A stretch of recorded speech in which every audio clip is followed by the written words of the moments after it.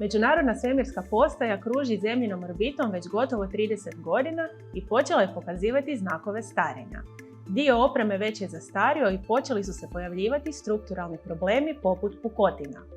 Stoga su međunarodni partneri koji surađuju u vođenju postaje odlučili smanjiti količinu aktivnosti i u jednom trenutku ukloniti Međunarodnu svemirsku postaju iz orbite.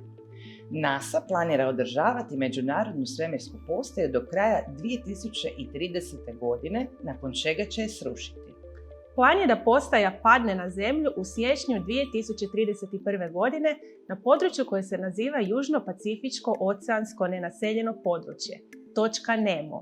Područje koje je dobilo ime po kapetanu iz romana Julesa Verna 20.000 milja pod morem nalazi se otprilike 3000 milja od Novog Zelanda i 2000 milja sjeverno od Antarktike i procjenjuje se da su svemirske zemlje kao što su SAD, Rusija, Japan i europske zemlje od 1971. godine tamo potopile više od 263 dijelova svemirskog otpada.